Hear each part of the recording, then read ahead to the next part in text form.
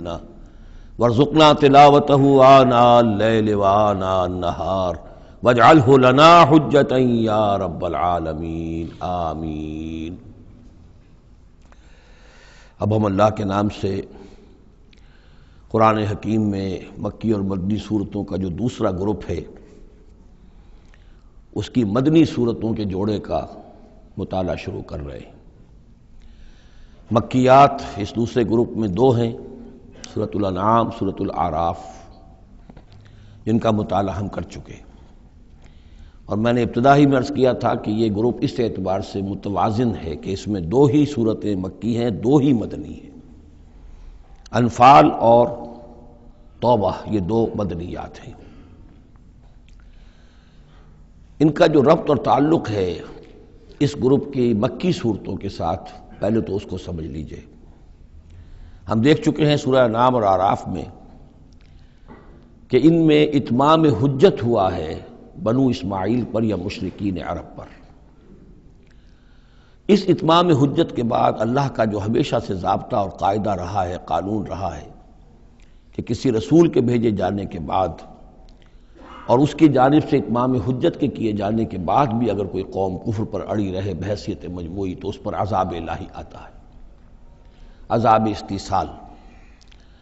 اگرچہ یہ عذاب مختلف شکلوں میں آیا، کہیں کسی قوم کو ان کے اپنے ہی علاقوں میں سیلاب بھیج کر اور غرق کر دیا گیا، جیسے حضرت نوح علیہ السلام، کہیں کوئی بہت تیز آندھی بھیجی اور اس کے نتیجے میں جیسے کہ قوم عاد کے اوپر عذاب آیا، کہیں زلزلہ آیا، کہیں آسمان سے پتھراؤ ہوا جیسے کہ عمورہ اور صدوم کی بستیوں پر ہوا، کہیں جیسا کہ آپ کو معلوم ہے کہ آل فرعون کو ان کے محلوں سے اور گھروں سے نکال کر لا کر سمندر میں غرق کر دیا۔ تو قریش پر جو عذاب آیا ہے اللہ تعالیٰ کا، وہ اپنی نوعیت میں منفرد ہے، چونکہ حضور خود قرشی تھے، بنی اسماعیل میں سے تھے، اور آپ نے اتمام حجت کر دیا ان پر 13 برس تک 12 برس تک دعوت دے کر، تو اب گویا کہ وہ عذاب الہی کے مستحق ہو گئے تھے۔ لیکن یہ عذاب الہی جو ہے قریش پر جو آیا ہے وہ بالاقساط آیا ہے۔ اس کی قسط اول ہے کہ جو غزوہ بدر میں ان تک پہنچی، انہیں مکے سے نکالا گیا جیسے کہ آل فرعون کو ان کے محلات سے نکالا گیا اور لا کر سمندر میں غرق کیا گیا۔ وہ مکہ دارالحرم تھا، وہ تو جگہ تھی حرم، لہذا وہاں سے انہیں نکالا گیا، اور میدان بدر میں پہلی قسط عذاب الہی کی انہیں وصول کرنی پڑی۔ ان کے 70 سردار کھیت رہے اور معجزانہ طریقے پر کھیت رہے، اس میں کوئی شک نہیں کہ جیسے عذاب الہی پہلے قوموں پر آتے تھے اسی طرح کا معاملہ یہ ہوا ہے کہ تقریباً نہتے 313 میں سے صرف 8 افراد کے پاس تلواریں تھیں، اور ادھر سے 1000 پوری طرح کیل کانٹے سے لیس ہو کر آئے تھے۔ تو اللہ کی خصوصی مدد تھی کہ جس سے یہ عذاب آیا ہے اصل میں قریش کے اوپر، اور تقریباً تمام بڑے بڑے نامور سردار جو ہیں وہی میدان میں کھیت رہے، 70 ان کے قیدی ہو گئے۔ ابھی زخمی کتنے ہوئے ہوں گے انہیں بھی آپ ذہن میں رکھیے۔ تو یہ عذاب کی پہلی قسط تھی جو غزوہ بدر میں آئی ہے، اور پھر عذاب کا آخری مرحلہ آیا ہے سن 9 ہجری میں، جب مشرکین عرب کو آخری الٹیمیٹم دے دیا گیا کہ اب بس چند مہینے کی تمہیں مہلت دی جا رہی ہے، اس کے اندر اندر یا ایمان لے آؤ اور یا تمہیں تہہ تیغ کر دیا جائے گا۔ فَإِذَا انسَلَخَ الْأَشْهُرُ الْحُرُمُ فَاقْتُلُوا الْمُشْرِكِينَ حَيْثُ وَجَدتُّمُوهُمْ۔ اب یہ انتہائی یوں سمجھیے کہ توہین اور تذلیل کے ساتھ چیلنج تھا۔ یہ دوسری بات ہے کہ وہ سب لوگ ایمان لے آئے اور یہ قتل عام کی نوبت نہیں آئی، لیکن یہ کہ یہ آخری قسط تھی۔ وہ آخری قسط جو ہے سورہ توبہ میں بیان ہوئی ہے، اور عذاب کی پہلی قسط جو ہے وہ سورہ انفال میں ہے۔ ان دونوں صورتوں کو جمع کر دیا گیا تاکہ انعام اور اعراف میں بنو اسماعیل پر یا مشرکین عرب پر اتمام حجت، اور انفال اور توبہ میں ان پر جو عذاب الہی نازل ہوا اس کی تفصیل۔ تو یہ تو ہے معنوی ربط اس گروپ کی مکی اور مدنی صورتوں کے مابین۔ باقی جو یہ سورہ انفال ہے اس کے بارے میں نوٹ کر لیجئے کہ غزوہ بدر کے فوراً بعد متصلاً بعد نازل ہوئی ہے، گویا کہ سورہ آل عمران جو ہم پڑھ چکے ہیں اس سے پہلے ہے اس کا نزول، اس کے اکثر و بیشتر حصے سے پہلے نازل ہوئی۔ تو یہ زمانی ترتیب جو ہے اگر یہ ذہن میں نہ رہے تو پھر اس سے کافی خلجان پیدا ہو جاتا ہے۔ اس کا جو پس منظر ہے وہ یہ غزوہ بدر کا معاملہ سمجھنا بہت ضروری ہے۔ دیکھیے یہاں تفصیل کا موقع تو ہے نہیں، میں نے سیرت النبی علیہ صاحب الصلاۃ والسلام سے منہج انقلاب نبوی کے جو مختلف سٹیپس ہیں کہ اس میں کن کن مراحل سے ہو کر آپ نے دین کے غلبے کا جو فرض منصبی آپ کے حوالے کیا گیا تھا اس کی تکمیل فرمائی، تو اس میں یوں سمجھیے کہ ایک مرحلہ تھا جو مکے میں طے ہو گیا، اور اصل میں 4 مرحلے تھے: دعوت، تنظیم، تربیت اور صبر محض۔ وہاں ہاتھ اٹھانے کی اجازت نہیں تھی۔ ہم پڑھ آئے ہیں، سورہ نساء میں آ چکا ہے کہ اس وقت حکم تھا کفو ایدیکم، اپنے ہاتھ بندھے رکھو، تمہارے چاہے ٹکڑے اڑا دیے جائیں، تمہیں زندہ جلا دیا جائے، تم کوئی انتقامی کارروائی تو دور کی رہی، مدافعانہ کارروائی بھی نہیں کرو گے۔ No raising of hands even in self defence. یہ 4 مراحل تھے جو چلتے رہے تاں آ کے ایک طرف تو حضور کے پاس جانثاروں کی ایک جماعت تیار ہو گئی جو سرد و گرم چشیدہ تھے، ہر طرح کے حالات میں سے گزر چکے تھے، سختیاں جھیل چکے تھے، قربانیاں دے چکے تھے، ان کے اخلاص مع اللہ میں کسی شک و شبے کی گنجائش نہیں تھی، ان کے دل جو ہیں خالص ہو چکے تھے اللہ کے لیے۔ اور دوسری طرف یہ کہ اللہ تعالیٰ نے ایک دار الہجرت کا انتظام کر دیا، کھڑکی کھول دی مدینے کی طرف، ہجرت کا اہتمام ہو گیا تاکہ اہل ایمان کو وہاں سے نکال کر اور مدینے میں لے آیا جائے۔ اب یہاں سے اقدام ہو، اسی لیے ہجرت فرض کر دی گئی کہ اب تمام مسلمان یہاں آ جائیں۔ ظاہر بات ہے کہ ہجرت جو ہے وہ فلائٹ نہیں تھی، وہ کوئی فرار نہیں تھا، بھاگ کر جان بچانا نہیں تھا۔ مغربی مورخین تو اسی نام سے اس کو یاد کرتے ہیں۔ وہ تو اصل میں یہ تھا کہ ایک جگہ اگر اس کام کے لیے موضوع نہیں ہے تو کوئی اور بیس، آلٹرنیٹ بیس اگر مل جائے تو وہاں سے اپنا آفینسو جو ہے، آخری فیصلہ کن اقدام جو ہے وہاں سے لانچ کیا جائے۔ لہذا مدینے میں آ کر حضور نے صلی اللہ علیہ وسلم صرف 6 مہینے لیے ہیں انٹرنل کنسالیڈیشن، کہ اب آپ آئے ہیں، نئے آئے ہیں، مہاجرین نئے آئے ہیں، تو ایک تو یہ کہ ان 6 مہینے میں آپ نے مسجد نبوی تعمیر کر لی، مرکز بن گیا، گورنمنٹ ہاؤس بھی ہو گیا یہ، اور پارلیمنٹ ہاؤس بھی ہو گیا، دارالندوہ بھی ہو گیا، دارالعلوم بھی ہو گیا، خانقاہ بھی ہو گئی، عبادت گاہ بھی ہو گئی، مرکز ہو گیا۔ ثانیاً آپ نے انصار اور مہاجرین کے اندر مواخات کرا دی، ایک انصاری ایک مہاجر بھائی بنا دیا۔ تیسرے یہ کہ آپ نے بہت بڑا کام یہ کیا کہ جو یہود کے قبیلے وہاں آباد تھے ان کو آپ نے ان کے ساتھ ایک معاہدہ کر لیا، جوائنٹ ڈیفنس آف مدینہ، میثاق مدینہ، مدینے کی ایک مدافعت جو ہوگی وہ مشترک ہوگی، کوئی بھی حملہ آور آئے گا باہر سے تو مل کر مسلمان اور یہودی اس معاملے میں ایک ملت ہوں گے اور دفاع کریں گے مدینے کا۔ بس 6 مہینے آپ نے اس کام میں لیے، 7ویں مہینے سے پھر آپ نے کچھ چھوٹے چھوٹے دستے بھیجنے شروع کر دیے، چھاپہ مار دستے سمجھ لیجئے، کہ جس سے وہ جو کیروان روٹس تھے، قریش کی لائف لائن یہی تھی، ان کا تجارتی سلسلہ تھا، شام کی طرف قافلے جو جاتے تھے وہ بدر سے ہو کر گزرتے تھے، بدر کے قریب سے، اور بدر جو ہے مدینے سے قریب تر تھا، مکے سے فاصلہ زیادہ ہے، اور جو قافلے جاتے تھے یمن کو وہ طائف سے ہو کر گزرتے تھے۔ تو آپ نے ان راستوں کے اوپر چھاپہ مار دستے بھیجنے شروع کر دیے۔ جدید اصطلاح میں اس کو یہ کہا جائے گا کہ اکنامک بلاکیڈ آف مکہ۔ 8 ایسی مہمیں غزوہ بدر سے پہلے ثابت ہیں 1.5 سال کے اندر۔ 6 مہینے آپ نے وہ لیے، 1.5 سال اور 2 سال کے بعد غزوہ بدر ہو گیا ہے۔ تو یہ 1.5 سال میں 8 مہمیں، جن میں سے 4 میں کہ حضور خود بھی بنفس نفیس شریک رہے ہیں، اس لیے وہ غزوات کہلاتے ہیں، اور 4 وہ ہیں کہ جن میں آپ نے صرف کچھ لوگوں کو بھیج دیا ہے کسی امیر کے تحت، وہ سرایا کہلاتے ہیں۔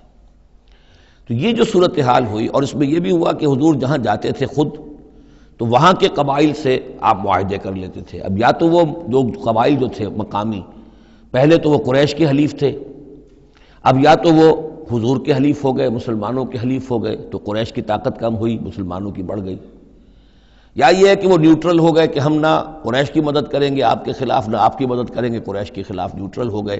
اس سے بھی یہ ہے کہ قریش کا جو حلقہ اثر تھا، سیاسی زون آف پولیٹیکل انفلوئنس، وہ کم ہو رہا ہے۔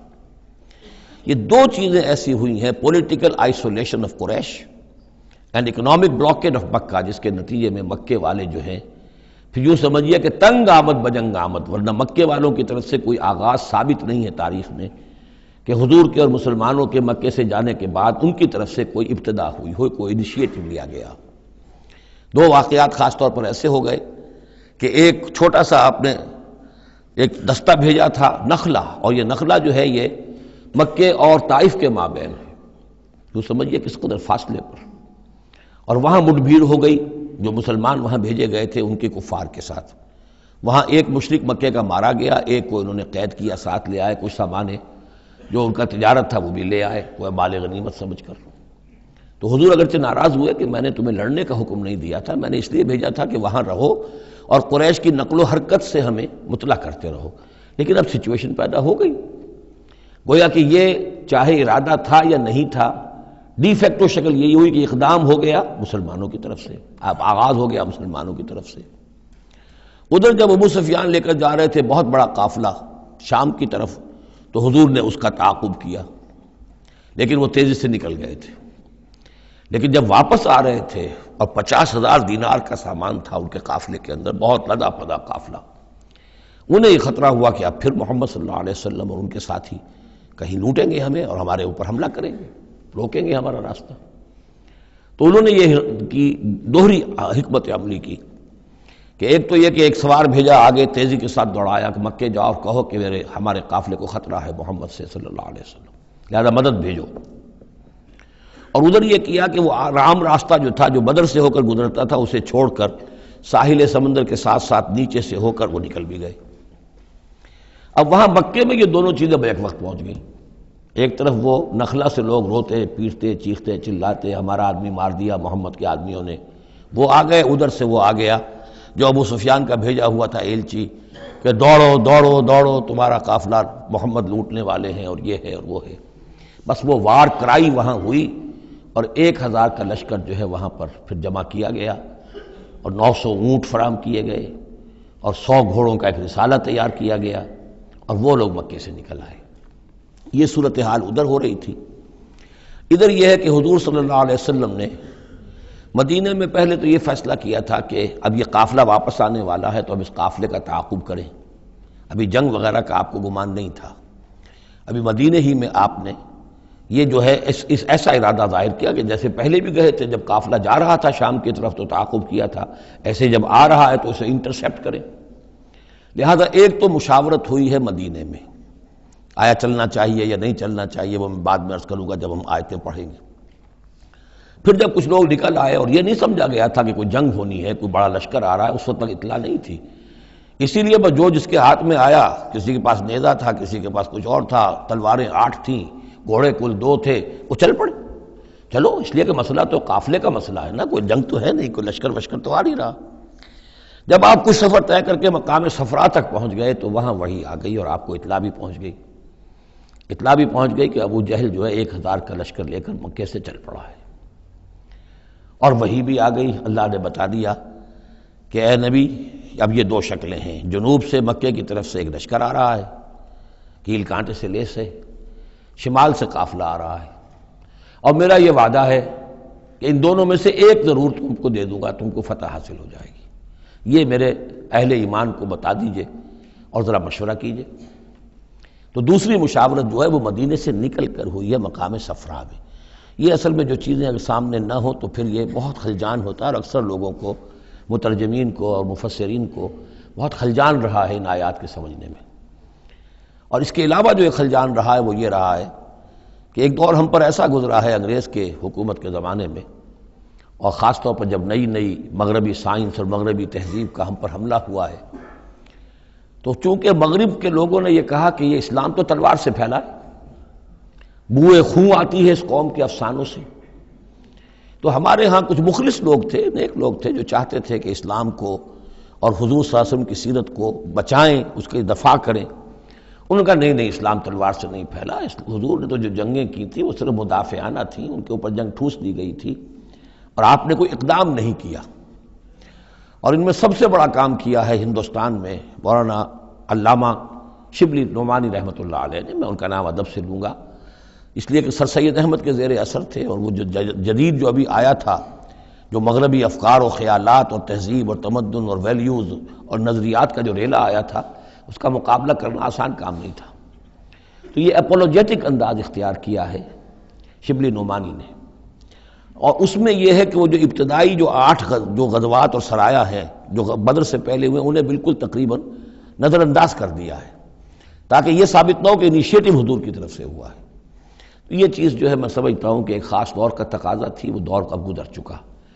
اب اسلام کا یہ فکر کہ اسلام ایک مکمل دین ہے، یہ اپنا غلبہ چاہتا ہے، اور حضور کو بھیجا گیا تھا اس لیے کہ دین کو غالب کرے، اور دین کو غالب کرنے کی جد و جہد ایک انقلابی جد و جہد ہے۔ اس انقلابی جد و جہد میں جہاں پہلا مرحلہ یہی ہوتا ہے کہ پیسو ریزسٹنس ہو، اور پہلے تیاری کی جائے، دعوت، تنظیم، تربیت اور صبر محض کے ذریعے سے ایک قوت فراہم کی جائے، پھر دوسرا مرحلہ آتا ہے باطل کے ساتھ ٹکرانا پڑتا ہے، اور اس میں آگے بڑھ کر ٹکر مول لینی پڑتی ہے۔ یہ نہیں ہے کہ انتظار ہی کرتے رہیں، یعنی ایک جس کو ہم کہتے ہیں کو ایگزسٹنس، پیسفل کو ایگزسٹنس حق و باطل کے درمیان نہیں ہو سکتی۔ حق کیسے تسلیم کر سکتا ہے کہ باطل بھی موجود رہے؟ ہاں حق میں جان نہیں ہے، اہل حق جو ہیں بے جان ہیں، مردہ ہیں، تو مجبوری ہے، لیکن اگر اہل حق میں جان ہو تو وہ کیسے برداشت کریں گے کہ باطل جو ہے اس کا غلبہ رہے؟ ہاں باطل جو ہے وہ نیچا ہو کر رہے، اگر وہ مغلوبیت کی شکل اختیار کر لے تو ٹھیک ہے، لیکن یہ کہ باطل کا غلبہ ہو اور اہل ایمان میں جان بھی ہو، تو یہ دو چیزیں جو ہیں یہ تو ایک دوسرے سے بالکل متضاد ہیں۔ جیسے حضرت ابوبکر نے فرمایا تھا ایبدل الدین وانا حی، کیا دین میں ترمیم کی جائے گی جبکہ ابھی میں زندہ ہوں؟ میرے جیتے جی دین کے اندر ترمیم یہ ممکن نہیں ہے۔ تو وہی بندہ مومن کی شان ہونی چاہیے۔ تو اصل حقائق الحمدللہ بہت اچھی طریقے سے واضح ہو چکے ہیں۔ بہرحال اتنا پس منظر جو ہے جان لیجئے، اور ایک خاص اسلوب جو ہے اس سورہ مبارکہ کا، اگرچہ یہ تقریباً ایک خطبہ ہے مسلسل 10 رکوع ہے، لیکن اس میں ایک خاص مسئلے کو نکال کر پہلے درمیان شروع میں لے آئے ہیں۔ اس کی بحث آئے گی تقریباً وسط میں جا کر، لیکن اس اسلوب کو یہاں نوٹ کر لیجئے، وہ اس لیے کہ یہی اسلوب ہے جس سے ہمیں سمجھنے میں مدد ملے گی۔ سورہ توبہ کے جو ترتیب مضامین ہے وہاں بھی بہت اشکال ہے، اور بہت سے مترجمین کو جدید دور کے جو زیادہ محنت نہیں کر سکے ہیں بس ترجمہ مکمل کرنا انہوں نے اپنے پیش نظر رکھ لیا، تفسیر مکمل کرنی ہی ہے، لہذا وہ تیزی کے ساتھ وہ دقت نظر کا ثبوت نہ دے سکے تو اس میں بڑے خلجان پیدا کر دیے۔ وہ اسلوب کیا ہے کہ اس پوری بحث میں سب سے ایک نمایاں مسئلہ یہ ہو گیا تھا غزوہ بدر کے بعد کہ مال غنیمت پر مسلمانوں میں جھگڑا ہو گیا۔ پہلی جنگ تھی، غنیمت کی تقسیم کیسے ہوگی، اس کا قانون کیا ہے، اس کا ضابطہ کیا ہے، وہ معلوم نہیں تھا۔ اور یہ کہ عام طور پر جو عرب میں پہلے رواج تھا وہ تو یہ تھا کہ جس کے ہاتھ جو لگ گیا بس وہ اس کا ہے، وہ تو لوٹ مار جانتے تھے، کوئی باقاعدہ جنگ جو ہے وہ تو ان کے ہاں اس طریقے سے منظم کوئی تنظیم تو تھی ہی نہیں، تو جو جس کے ہاتھ لگ گیا۔ اب لوگوں نے یہ سمجھا غزوہ بدر میں جس نے جو کچھ مال غنیمت جمع کیا وہ اس کا ہے۔ اب کچھ لوگوں نے کہا صاحب کہ ہم یہاں حضور کے حفاظت کے لیے مامور تھے، یہاں پہرے پر تھے، ہم تو مال جمع نہیں کر سکے، تو کیا مطلب ہے ہمارا کوئی حصہ نہیں ہوگا؟ یا یہ ہے کہ کچھ بزرگوں نے کہا جو وہ اتنی بھاگ دوڑ تو نہیں کر سکتے جتنے نوجوان کر سکتے تھے، بھاگ کر دوڑ کر ادھر سے ادھر جمع کر لینا، لیکن یہ کہ ان کی حیثیت ہوتی ہے، وجاہت ہوتی ہے، تو ایک جھگڑا پیدا ہو گیا کہ یہ کس طریقے سے تقسیم ہو، کس کا کتنا حق ہے۔ تو اس جھگڑے کا ذکر کر کے سورت شروع کی ہے، لیکن اس کے اوپر کوئی بات یہاں نہیں کی، بلکہ کیٹیگوریکل بات کی ہے کہ جڑ کاٹ دی اس کی، لیکن اس پر جو اصل حکم ہے وہ بعد میں آئے گا وسط سورت میں۔ مال غنیمت کے لیے یہاں لفظ آیا انفال، یسألونک عن الانفال، اے نبی یہ آپ سے انفال کے بارے میں پوچھ رہے ہیں۔ انفال جمع نفل کی، نفل کہتے ہیں کسی اضافی شے کو، جیسے نماز فرض ہے، یہ سنت مؤکدہ ہے، یہ فلاں ہے، یہ نفل ہے، اضافی ہے، آپ کی مرضی پر ہے، پڑھیں نہ پڑھیں۔ تو جو کہ جنگ میں اصل شے جو مطلوب ہوتی ہے وہ فتح ہوتی ہے، مال غنیمت تو ایک اضافی شے، بونس ہے جو مل گیا، ورنہ اصل شے جو ہے وہ مال غنیمت جو ہے پیش نظر جنگ میں نہیں ہوتی۔ لوٹ مار میں اصل شے جو ہے وہ لوٹ مار کا مال ہوتا ہے، لیکن جب جنگ ہوتی ہے تو جنگ میں تو اصل چیز جو مقصود ہے وہ فتح ہے۔ تو اس حوالے سے مال غنیمت کو انفال کے لفظ سے تعبیر کیا گیا، یسألونک عن الانفال، اے نبی یہ آپ سے پوچھ رہے ہیں مال غنیمت کے بارے میں، قل الانفال للہ والرسول۔ پہلے تو جڑ کاٹ دی مسئلے، کہہ دیں کہ یہ انفال کل کے کل اللہ اور اس کے رسول کے ہیں، تم میں سے کسی کا کوئی حق ہے ہی نہیں، لاؤ سب جمع کر دو۔ یہ فتح جو ہے تمہارے ہاتھوں نہیں آئی ہے، یہ اللہ کی خصوصی مدد سے آئی ہے، لہذا کسی کا کوئی حق نہیں۔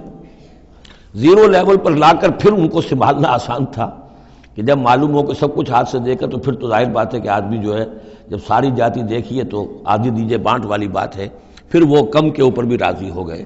لیکن پہلا مسئلہ یہی تھا، قل الانفال للہ والرسول واتقوا اللہ، اللہ کا تقوی اختیار کرو، واصلحوا ذات بینکم، اور اپنے آپس کے معاملات کو درست کرو، واطیعوا اللہ ورسولہ، اور اللہ اس کے رسول کی اطاعت کرو، ان کنتم مومنین، اگر تم مومن ہو۔ گویا کہ جڑ ہی کاٹ دی، کسی کا کوئی حق اس میں ہے ہی نہیں، یہ سب اللہ اس کے رسول کے لیے یعنی اسلامی ریاست کے لیے۔ اب یہاں جو آگے آیات آ رہی ہیں بڑی اہم ہے۔ بندہ مومن کی شخصیت کا جو حیولہ ہے اور بندہ مومن کی جو تعریف ہے، جامع ترین اور مختصر ترین الفاظ میں یہ آئی ہے سورہ حجرات میں۔ اس کے دو حصے ہیں، ایک تو ہے بندہ مسلم، مسلمان کے لیے تو 5 چیزیں ہیں، کلمہ شہادت، نماز، روزہ، حج، زکوٰۃ، لیکن حقیقی مومن کے لیے اس میں 2 اضافی چیزیں شامل کرنی پڑیں گی۔ وہ کیا ہیں؟ دلی یقین اور عملی جہاد۔ بندہ مومن کی شخصیت کے اندر یہ 2 رخ اور ہونے چاہیے۔ جو صرف مسلمان ہے، کلمہ شہادت، نماز، روزہ، حج، زکوٰۃ، بنی الاسلام علی 5، شہادت اللہ الہ الا اللہ وان محمد رسول اللہ واقام الصلاۃ وایتاء الزکوٰۃ وصوم رمضان وحج البیت۔ لیکن مومن انما المومنون الذین آمنوا باللہ ورسولہ ثم لم یرتابوا، یقین والا ایمان، دل میں ایمان، وجاہدوا باموالہم وانفسہم فی سبیل اللہ، اور جہاد کریں اپنی جان اور مال کے ساتھ اللہ کی راہ میں۔ اب یہاں یوں سمجھیے کہ سورہ حجرات کی اس آیت نمبر 15 میں جو ڈیفینیشن آئی ہے، جیسے پرکار ہوتی ہے، پرکار کو کھول دیا۔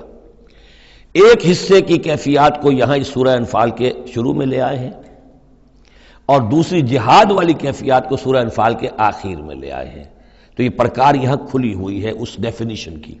تو ایک حصہ ڈیفینیشن کا یہاں آ رہا ہے، انما المومنون الذین اذا ذکر اللہ وجلت قلوبہم، اہل ایمان حقیقی مومن تو وہ ہیں کہ جب اللہ کا ذکر کیا جاتا ہے تو ان کے دل لرز جاتے ہیں۔ وَإِذَا تُلِيَتْ عَلَيْهِمْ آیَاتُهُ، اور جب انہیں اس کی آیات پڑھ کر سنائی جاتی ہیں، زادتہم ایمانا، ان کے ایمان میں بڑھوتری ہوتی ہے، اضافہ ہوتا ہے۔ وَعَلَىٰ رَبِّهِمْ يَتَوَكَّلُونَ، اور وہ اپنے رب پر توکل کرتے ہیں۔ الَّذِينَ يُقِيمُونَ الصَّلَاةَ، جو نماز کو قائم رکھتے ہیں۔ وَمِمَّا رَزَقْنَاهُمْ يُنْفِقُونَ، اور جو کچھ ہم نے انہیں دیا ہے اس میں سے اللہ کے لیے، اللہ کے دین کے لیے خرچ کرتے ہیں۔ انفاق فی سبیل اللہ مراد ہے۔ اولئک ھم المؤمنون حقا، یہ وہ لوگ ہیں جو سچے مومن ہیں، حقیقی مومن ہیں۔ لیکن نوٹ کر لیجئے یہ بھی ابھی آدھی ڈیفینیشن آئی ہے، اس سورہ مبارکہ کے آخر میں آئے گی، اور وہاں جا کے پھر یہی الفاظ آئیں گے۔ یہ آیت نمبر 74 ہے، والذین آمنوا وہاجروا وجاہدوا فی سبیل اللہ والذین آووا ونصروا اولئک ھم المؤمنون حقا لہم مغفرۃ ورزق کریم۔ اس کے بعد ایک آیت اور بعد میں ہے، سورت ختم ہو جاتی ہے۔ تو لاسٹ بٹ 1 آیت، اور ادھر پہلی کے بعد دوسری، ان 2 جگہ پر ایمان کے حقائق کو تقسیم کر کے، پرکار کو کھول کر، گویا کہ پوری سورت کو ان 2 کے درمیان میں لے لیا گیا ہے، گود میں لے لیا گیا ہے۔ ایمان کی ڈیفینیشن کے یہ 2 حصے جو ہیں ان کی گود میں۔ اب یہاں ذکر شروع ہو رہا ہے غزوہ بدر کا۔ کما اخرجک ربک من بیتک بالحق، جیسے کہ نکالا آپ کو اے نبی آپ کے رب نے آپ کے گھر سے حق کے ساتھ، یعنی آپ کا یہ بدر کی طرف روانہ ہونا جو ہے یہ اللہ تعالیٰ کی ایک اسکیم کا حصہ تھا، اللہ کی اپنی ایک تدبیر ہے۔ وَإِنَّ فَرِيقًا مِّنَ الْمُؤْمِنِينَ لَكَارِهُونَ، اہل ایمان میں سے کچھ لوگ اسے پسند نہیں کر رہے تھے۔ یہ کون لوگ تھے؟ یہ ہے وہ پہلی مشاورت جو مدینہ ہی میں ہوئی ہے۔ ان میں ظاہر بات ہے مدینہ میں منافق بھی تھے، جن کا خیال یہ تھا لڑنے بھیڑنے کا، لوٹ مار کرنے کا، یہ کوئی فائدہ ہے بھلا؟ بس ٹھیک تبلیغ کرنی چاہیے، اچھی بات کہنی چاہیے، نیک بات کہنی چاہیے، یہ کیا طریقہ ہے؟ منافقین کا ایلیمنٹ موجود تھا جو اس کو پسند ہی نہیں کرتے تھے، اس لیے کہ جنگ کا سلسلہ چل نکلا تو ہمیں بھی جانا پڑے گا، ہماری جان اور مال کے اوپر بھی آنچ آئے گی، تو نپ دی ایول ان دی بڈ، اس سے تو بہتر ہے کہ اس کو یہیں پر ختم کرو۔ اس اعتبار سے ویسے بھی کچھ انسانی فطرت ایسی ہوتی ہے، کچھ نیک سرشت لوگ بھی ہوتے ہیں کہ آخر اس سے کیا فائدہ نکلے گا؟ ابھی کوئی خاص جو ہے قریش کی طرف سے تو اقدام ہوا نہیں تھا، ہم آگے بڑھ کر جو ہے یہ جو بات اقدام کر رہے ہیں تو آخر اس کا فائدہ کیا ہے؟ تو یہ اس قسم کی باتیں اس وقت کہی گئیں۔ ان فریقا من المؤمنین لکارہون، اب یہ مومنین ان میں سے اہل نفاق بھی ہو سکتے ہیں اور سادہ لوگ اور نیک دل جو مسلمان ہیں وہ بھی ہو سکتے ہیں۔ یجادلونک فی الحق بعد ما تبین کانما یساقون الی الموت وهم ینظرون، اور وہ جھگڑ رہے تھے آپ سے حق کے معاملے میں، جبکہ بات ان پر بالکل واضح ہو چکی تھی۔ یہ دوسری آیت میرے نزدیک جو دوسری مشاورت ہوئی ہے مقام صفرا پر، اس سے متعلق ہے۔ وہ یہ کہ وہاں سے جب مکے سے آپ چلے تو اس وقت تک کسی لشکر وغیرہ کی کوئی اطلاع نہ آپ کو تھی اور نہ اس کا کوئی گمان تھا ابھی۔ وہ تو ایسے ہی تھا جیسے پہلے 8 مرتبہ جو ہے وہ جو ایکسکرشنز جو ہوئی تھیں، جس طریقے کی مہمات بھیجی گئی تھیں، یہ اسی طرح کی ایک مہم ہے۔ لیکن یہ ہے کہ آگے چل کر جب آپ کچھ دور نکل کے آ گئے تھے، یہاں آ کر جو ہے آپ کو وحی بھی آ گئی اور اطلاعات بھی مل گئی کہ صورتحال وہ ہو چکی ہے۔ ایک طرف نخلا سے روتے پیٹتے لوگ پہنچ گئے وہاں، دوسری طرف یہ کہ ادھر سے ابو سفیان کا جو ہے ایلچی پہنچ گیا چیختا چلاتا ہوا، اور 1000 کا لشکر لے کر ابو جہل نکل پڑا ہے بدر کی طرف۔ اب وہ بدر کی طرف آ رہا ہے، ادھر سے قافلہ بدر کی طرف آ رہا ہے شمال سے۔ اس وقت اللہ تعالیٰ نے فرمایا، اور یہ مشاورت جیسا کہ میں نے کہا تھا جیسے کہ حضرت طالوت نے کی تھی، ایک آزمائش اپنی فوج کی کہ جو اس دریا میں سے پانی پیے گا، سیر ہو کر پیے گا، اس کا مجھ سے کوئی تعلق نہیں۔ اسی طرح کا آپ نے مشاورت کا معاملہ اللہ تعالیٰ کے حکم سے مسلمانوں کے سامنے رکھ دیا۔ بعدما تبین کانما یساقون الی الموت، وہ لوگ ایسے محسوس کر رہے تھے جیسے انہیں دھکیلا جا رہا ہو موت کی طرف، وہم ینظرون، اور وہ دیکھ رہے ہوں۔ ظاہر بات ہے یہ کیفیت تو کٹر جو منافق تھے وہاں پر انہی کی ہو سکتی تھی۔ وَإِذْ يَعِدُكُمُ اللَّهُ إِحْدَى الطَّائِفَتَيْنِ أَنَّهَا لَكُمْ، اور جب کہ اللہ تعالیٰ وعدہ کر رہا تھا تم سے کہ ان دونوں گروہوں میں سے ایک تمہیں مل جائے گا، ایک پر تمہاری فتح گارنٹیڈ ہے۔ وَتَوَدُّونَ أَنَّ غَيْرَ ذَاتِ الشَّوْكَةِ تَكُونُ لَكُمْ، اور اے مسلمانوں تم یہ چاہتے تھے کہ ادھر جاؤ جدھر کے کانٹا لگنے کا کوئی اندیشہ نہ ہو، اس لیے کہ بمشکل 50 یا 100 آدمی تھے اس قافلے کے ساتھ، اور اونٹ تھے بے شمار، اور جو میں نے آپ کو بتایا بہت بڑی مقدار کے اندر جو ہے 50,000 دینار کا جو مال تھا ان کے پاس، تو ان کو تو آسانی سے قابو کیا جا سکتا تھا، اس میں اندیشہ کم تھا۔ پھر دلیلیں بھی عقلی آ گئی ہوں گی کہ حضور ہمارے پاس تو کچھ ہتھیار بھی نہیں ہے، کچھ نہیں ہے، ہم تیاری کر کے مدینے سے نکلے ہی نہیں ہیں، تو اچھا ہے پہلے یہ کہ ہم جا کر ان پر قبضہ کر لیں، تو ان کے ہتھیار بھی ہمیں مل جائیں گے، تو پھر لشکر سے لڑنے کے لیے ہم بہتر پوزیشن میں ہوں گے۔ تو عقل و منطق بھی یہ گویا کہ ان کے ساتھ تھی۔ وَيُرِيدُ اللَّهُ أَن يُحِقَّ الْحَقَّ بِكَلِمَاتِهِ، اور اللہ یہ چاہتا تھا کہ اپنے بات کو اپنے فیصلے کے ذریعے سے حق کا حق ہونا ثابت کر دے۔ وَيَقْطَعَ دَابِرَ الْكَافِرِينَ، اور کافروں کی جڑ کاٹ دے۔ یہ قُطِعَ دَابِرُ الْقَوْمِ الَّذِينَ ظَلَمُوا، کافر قوم کی جڑ کاٹ دی گئی، جو ہم پڑھ کر آئے سورہ اعراف میں۔ اللہ کا ارادہ یہ تھا، اگر عام جو دنیاوی قواعد و ضوابط ہیں، فزیکل لاز ہیں، اس کے تحت یہ ہوتا تو اتنی بڑی بات ہی نہ ہوتی۔ اسے یوم الفرقان بنانا تھا کہ نمایاں ہو جائے کہ اللہ کس کے ساتھ ہے، حق کدھر ہے، اور یہ اسی وقت ہو سکتا تھا جبکہ یہ کنٹراسٹ برقرار رہتا کہ بے سر و سامان 313 گئے ہیں اور کیل کانٹے سے لے 1000 کے ساتھ ان کا مقابلہ ہوا ہے، اور پھر انہیں اللہ نے فتح دی ہے۔ لہذا اللہ کی مرضی کچھ اور تھی۔ یرید اللہ ان یحق الحق بکلماتہ ویقطع دابر الکافرین، اللہ چاہتا تھا کہ اپنی باتوں کے ذریعے سے حق کا حق ہونا ثابت کر دے اور کافروں کی جڑ کاٹ دے۔ لیحق الحق، تاکہ سچا ثابت کر دے حق کو، سچ کو، ویبطل الباطل، اور باطل ثابت کر دے باطل کو، باطل ہونا اس کا ثابت ہو جائے۔ ولو کرہ المجرمون، خواہ یہ مجرموں کو کتنا ہی ناگوار ہو۔ استستغیثون ربکم، یاد کرو جب کہ تم اپنے رب سے استغاثہ کر رہے تھے، دعائی دے رہے تھے کہ اللہ اب ہماری مدد فرما۔ فاستجاب لکم، تو اللہ نے تمہاری دعا کو قبول کیا تھا۔ انی ممدکم بألف من الملائکۃ مردفین، کہ میں تمہاری مدد کروں گا 1000 ملائکہ سے جو لگاتار آئیں گے، پے بپے آئیں گے۔ 1000 کا لشکر آیا ہے نا، تو 1000 فرشتے ہم تمہاری مدد کے لیے بھیج دیں گے۔ وما جعلہ اللہ الا بشرا، اور اللہ نے اس کو نہیں بنایا مگر تمہارے لیے بشارت، وَلِتَطْمَئِنَّ بِهِ قُلُوبُكُمْ، اور تاکہ تمہارے دل مطمئن ہو جائیں۔ وَمَن نَّصْرُ إِلَّا مِنْ عِندِ اللَّهِ، اور مدد تو اللہ کی طرف سے ہوتی ہے، فرشتوں کو بھیجے بغیر بھی وہ مدد کر سکتا ہے، کن فیکون کی شان کے ساتھ وہ جو چاہے کر دے۔ لیکن یہ کہ تمہارا جو اپنا ایک سوچنے کا انداز ہے، بر بنائے طبع بشری، تمہاری تسکین کے لیے ہم نے یہ شکل کر دی کہ 1000 دشمن آ رہا ہے تو 1000 فرشتہ تمہاری مدد کے لیے ہم بھیج دیں گے۔ ان اللہ عزیز الحکیم، یقیناً اللہ تعالیٰ سب زبردست ہے اور حکمت والا۔ اذ یغشیکم النعاس امنۃ منہ، جبکہ تم کو ڈھانپ لیا تھا ایک اونگ نے جو امن کی اور تسکین کا ذریعہ بن گیا اللہ کی طرف سے۔ یہ دو معجزے ہوئے ہیں خاص اس وقت، معجزے اس معنی میں کہ عام حالات میں یہ چیزیں نہیں ہوتی، لیکن اس میں کوئی خرق عادت نہیں ہے۔ معجزہ اس معنی میں نہیں ہے کہ اس کو چیلنج کر کے حضور نے دکھایا ہو، اس معنی میں نہیں، بس یہ کہ غیر معمولی اللہ کی نصرت کی شکلیں ہیں۔ ایک تو یہ کہ حالانکہ معاملہ بڑا یعنی سخت تھا، لیکن رات کو جا کے پڑاؤ پر مسلمان سوئے اطمینان سے، بڑی عمدگی سے نیند آئی، دل میں وہ دغدغہ نہیں تھا، اللہ پر اطمینان تھا، اللہ کے لیے نکلے تھے، لہذا ان کو وہ بے چینی اور تشویش اور کل کیا ہو جائے گا، رہیں گے کہ نہیں رہیں گے، زندگی ہوگی موت، کچھ نہیں، نیند آئی انہیں، اطمینان سے سوئے، صبح کو اٹھے تو وہ گویا کہ چاق و چوبند تھے۔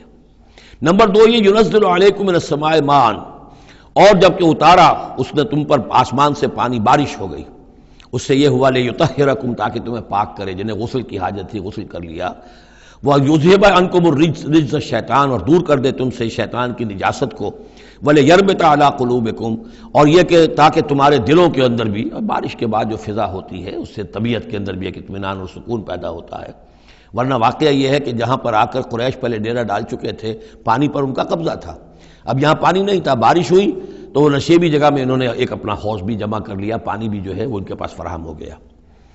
وَيُثَبِّتَ بِهِ الْأَقْدَامَ، اور پانی جب برسا تو مٹی دب گئی، مٹی کے جمنے کی وجہ سے پاؤں بھی جب گئے، وہ جگہ جو تھی وہاں پر جو ہے اہل ایمان جو مجاہدین تھے ان کے پاؤں قدم جمنے کی صورت پیدا ہو گئی۔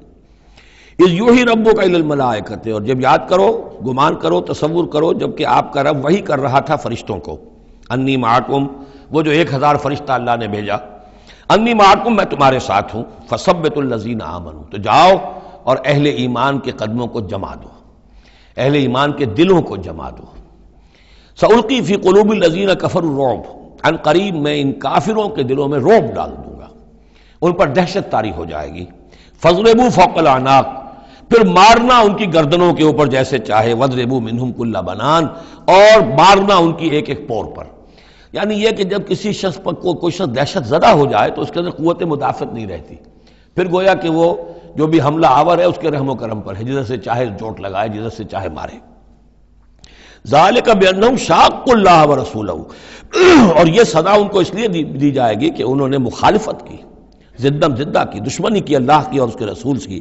ومن یشاقق اللہ ورسولہ فإن اللہ شدید العقاب، اور جو اللہ اور اس کے رسول کا دشمن ہو جائے اور اس سے ضدم زدہ کرے تو اللہ تعالیٰ بھی سزا دینے میں بہت سخت ہے۔ ذالکم فذوقوہ، دیکھو اب یہ قریش سے خطاب ہے، ذالکم فذوقوہ، دیکھو یہ آگے پہلی قسط وصول کرو، چکھ لو اس کو، وَأَنَّ لِلْكَافِرِينَ عَذَابَ النَّارِ، اور ابھی جو تمہارے یہ کھیت رہے ہیں ان کی سزا یہی ختم نہیں ہو گئی ہے، ان کے لیے جہنم کا عذاب ہے۔ یا ایھا الذین آمنوا اذا لقیتم الذین کفروا زحفا، اہل ایمان جب تمہارا مقابلہ ہو جائے کافروں سے میدان جنگ میں، یہ زحف کہتے ہیں جبکہ باقاعدہ دو لشکر ایک دوسرے کے سامنے مد مقابل بن کر آئیں، ایک چھاپا مار جنگ ہوتی ہے، جیسی کہ 8 جو پہلی اس سے مہمیں تھیں وہ جنگ کی شکل نہیں تھی بلکہ وہ مہمیں تھی چھاپا مار، لیکن اب یہ پہلی مرتبہ جنگ ہوئی ہے، لہذا اس کے حوالے سے بات ہو رہی ہے۔ یا ایھا الذین آمنوا اذا لقیتم الذین کفروا زحفا فلا تولوہم الادبار، تو تم ان کو پیٹھ مت دکھاؤ، پیٹھ مت موڑو، مطلب یہ کہ کھڑے رہو، ڈٹے رہو، مقابلہ کرو، جان چلی جائے لیکن یہ کہ پیچھے قدم نہ ہٹے۔ وَمَن یُوَلِّھِمْ یَوْمَئِذٍ دُبُرَہُ، اور جو کوئی بھی اس روز اپنی پیٹھ دکھا دے گا یعنی میدان جنگ سے بھاگے گا، 2 استثناءات کے ساتھ، الا متحرفا لقتال، سوائے اس کے کہ یا تو وہ کوئی داؤ لگا رہا ہو جنگ کے لیے، جیسے 2 آدمی بھی جنگ کرتے ہیں اور تلوار اور اس کے ساتھ، تو کوئی ذرا ادھر ہٹتا ہے، پیچھے کو ہٹتا ہے، وہ بھاگنا نہیں ہوتا بلکہ وہ تو در حقیقت ایک ٹیکٹیکل موو ہے، وہ تو ایک اپنے داؤ کے لیے ذرا پیچھے ہٹنا، اب اس وقت میسرہ کو پیچھے کر لیا جائے اور جو میمنہ ہے اسے آگے بڑھایا جائے، یہ بات اور ہے۔ اور متحیزا الی فئۃ، یا یہ کہ کوئی اور جمعیت ہے جس کی طرف جا کر ملنا ہے اور اس کے لیے ریٹریٹ ہو رہی ہے، تو آرڈرلی ریٹریٹ یہ ایک علیحدہ شے ہو جائے گی اور ٹیکٹیکل موو یہ علیحدہ شے ہو جائے گی۔ تو آرڈرلی ریٹریٹ اور ٹیکٹیکل موو، ان 2 کے سوا اگر کوئی بھگدڑ کے اندر کوئی جان بچا کر بھاگا، فقط باب غضب من اللہ، تو اس نے تو اللہ کا غضب جو ہے وہ کما لیا۔ ومأواہ جہنم، اس کا ٹھکانہ جہنم ہوگا، وبئس المصیر، اور وہ بہت ہی برا ٹھکانہ ہے۔ اب یہاں وہ بات آ گئی، فلم تقتلوہم، اے مسلمانوں تم نے انہیں قتل نہیں کیا، ولکن اللہ قتلہم، اللہ نے انہیں قتل کیا۔ ویسے تو یہ کہ فاعل حقیقی اللہ ہے، ہم جو کام بھی کرتے ہیں اور جس شے کے اندر بھی کوئی تاثیر ہے وہ اللہ ہی کی وجہ سے، لا فاعل فی الحقیقت ولا مؤثر الا اللہ۔ عام حالات میں بھی یہ، لیکن یہ خاص حالات تھے جن میں اللہ تعالیٰ کی خصوصی مدد آئی ہے۔ فلم تقتلوہم ولکن اللہ قتلہم وما رمیت اذ رمیت ولکن اللہ رما۔ اور اے نبی، آپ نے بھی جو کنکریوں کی مٹھی بھر کر پھینکی تھی، آپ نے کنکریاں لیں اپنی مٹھی میں اور پھینکا کفار کے لشکر کی طرف، شاہت الوجوہ، چہرے جو ہے بگڑ جائیں۔ تو یہ پتہ نہیں کہاں تک اللہ نے ان کنکریوں کو پہنچایا ہے۔ تو فرمایا، اور آپ نے جب وہ کنکریوں کی مٹھی پھینکی تھی، ما رمیت اذ رمیت، آپ نے نہیں پھینکی تھی، ولکن اللہ رما، یہ تو اللہ تعالیٰ نے پھینکی تھی۔ ہاتھ ہے اللہ کا، بندہ مومن کا ہاتھ۔ وَلِيُبْلِيَ الْمُؤْمِنِينَ مِنْهُ بَلَاءً حَسَنًا، تاکہ اللہ تعالیٰ اہل ایمان کے جوہر نکھارے، ان کے اندر کی چھپی ہوئی جو صلاحیتیں ہیں، مخفی ہیں، انہیں اجاگر کرے۔ یہ ذرا نوٹ کر لیجئے، بلا یبلو کے معنی ہوتا ہے آزمانا، تکلیف میں ڈال کر کسی آزمائش میں۔ ابلا یبلی جب یہ باب افعال سے آتا ہے تو کسی کے جوہر کو نکھارنا، کسی کی جو خابیدہ جو ہے اس کی صلاحیتیں ان کو ابھارنا، یہ ہے ابلا۔ لیبلی المؤمنین منہ بلاء حسنا، تاکہ اللہ تعالیٰ خوب اہل ایمان کے اوپر ان کے جو ہے جوہر نکھارے۔ ان اللہ سمیع علیم، یقیناً اللہ سب کچھ سننے والا اور جاننے والا ہے۔ ذالکم وان اللہ موہن کید الکافرین، یہ تو ہو چکا، اب اس جنگ کا جو نتیجہ تھا قریش تم نے دیکھ لیا، لیکن آئندہ بھی سمجھ لو اللہ تعالیٰ کافروں کے تمام چالوں کو ناکام بنا دے گا۔ یہ اہل ایمان سے بھی خطاب ہو گیا اور یہ کہ کفار کے لیے بھی، اور پھر کفار سے خطاب ہے، ان تستفتحوا فقد جاءکم الفتح۔ اصل میں ابو جہل جو لشکر کا وہ سمجھیے کمانڈر ان چیف کی حیثیت سے آیا تھا، اسے اتنا یقین تھا کہ میں نے اتنی تیاری کی ہے، اتنا ساز و سامان ہے کہ ہم مسلمانوں کو کچل کر رکھ دیں گے، تو پہلے سے پروپیگنڈا شروع کر دیا تھا، یہ یوم الفرقان ہوگا، یہ پتہ چل جائے گا اللہ کس کے ساتھ ہے۔ اللہ کو تو وہ بھی مانتے تھے، اللہ کے ساتھ دیویوں دیوتاؤں کو مانتے تھے نا، اللہ کے منکر تو نہیں تھے، لیکن یہ کہ ادھر اللہ ہی اللہ تھا، ادھر اللہ کے ساتھ اور منات اور دیوتا اور وہ بھی تھے، تو یہ کہ اللہ کس کے ساتھ ہے یہ ثابت ہو جائے گا۔ یعنی وہ اتنا یقین تھا اسے، جیسے 65 کی جنگ میں لاہور، فال آف لاہور دکھا دیا گیا BBC ٹیلی ویژن کے اوپر، یہ ہو چکا، لاہور جو ہے اس پر تو بھارتی فوج کا قبضہ ہو چکا، اتنا یقینی تھا۔ اسی طرح اس نے یوم الفرقان کہا، تو اسی کو اللہ تعالیٰ نے یوم الفرقان بنا دیا تاکہ منکشف ہو جائے، یہ بات مبرر ہو جائے کہ اللہ کس کے ساتھ ہے۔ اس اعتبار سے اس کی دعا بھی بڑی عجیب ہے، جو اس نے آ کر بدر سے ایک رات قبل جبکہ حضور بھی دعا مانگ رہے تھے اور طویل ترین سجدہ کیا تھا، اس نے بھی دعا کی تھی، اور وہ دعا جو ہے وہ موحدانہ دعا ہے، اس میں کسی لات عزا حبل منات کا کوئی تذکرہ نہیں۔ اللہم، اے اللہ، اقطعنا للرحم وعین الغدات، جس نے ہمارے رحمی رشتے کاٹ دیے ہیں، کل تو اسے ذلیل و خوار کر دے۔ یعنی اس کا جو سب سے بڑا چارج تھا، الزام تھا حضور پر، وہ یہ تھا کہ اس شخص نے آ کر ہمارے خاندانوں میں تفریق پیدا کر دی، بھائی کو بھائی سے جدا کر دیا، ایک بھائی مسلمان ہو گیا وہ علیحدہ ہو گیا، باقی بھائی کافر ہیں، ایک دوسرے کے دشمن ہو گئے، ماں باپ سے اولاد کو جدا کر دیا، شوہر کو بیوی سے کاٹ دیا، بیوی کو شوہر سے کاٹ دیا۔ ہماری طاقت تھی، ہمارا قبیلہ تھا، ہم قریش تھے، ظاہر بات ہے کہ قبائلی زندگی میں اتحاد، یکجوئی، یہی تو چیزیں ہوتی ہیں ساری کی ساری، کہ جس کی وجہ سے ان کی ساکھ ہوتی ہے، تو اس نے تو آ کر ہمارا ستیہ ناش کر دیا۔ اقطعنا للرحم، جس نے رحمی رشتے کاٹ دیے ہیں ہمارے، فاہنہ الغدات، تو اے اللہ کل اسے ذلیل و خوار کر دیجو۔ یہ دعا تھی ابو جہل کی۔ بہرحال اللہ تعالیٰ اب ان سے خطاب کر کے کہہ رہے ہیں کہ اے مشرکین مکہ، ان تستفتحوا، اگر تو تم چاہتے تھے کہ فیصلہ ہو جائے، فقد جاءکم الفتح، تو فتح فیصلہ ہو چکی، فیصلہ اللہ کا آ چکا، معلوم ہو گیا کہ حق کدھر ہے، باطل کدھر ہے۔ وَإِن تَنْتَهُوا فَهُوَ خَيْرٌ لَكُمْ، اب بھی اگر تم باز آ جاؤ تو یہ تمہارے لیے بہتر ہے۔ وَإِن تَعُودُوا نَعُودْ، اگر دوبارہ اعادہ کرو گے ہم بھی یہی کچھ دوبارہ کریں گے۔ وَلَن تُغْنِيَ عَنْكُمْ فِئَتُكُمْ شَيْئًا، اور تمہاری یہ نفری اور جمعیت اور تمہاری یہ تعداد تمہیں کسی کام نہیں آ سکے گی۔ وَلَوْ كَثُرَتْ، خواہ وہ بہت ہو، وَأَنَّ اللَّهَ مَعَ الْمُؤْمِنِينَ، اور یہ کہ اللہ اہل ایمان کے ساتھ ہے۔ یا ایھا الذین آمنوا، اب یہ جو رکوع آ رہا ہے تیسرا، یہ بہت ہی جامع، بہت اہم ہے۔ اس میں سے دو جو تین آیتوں کے گروپ ہیں وہ تو خاص طور پر ہماری توجہ کی اور مسلمانان پاکستان کی توجہ کے لیے بڑے اہم ہیں۔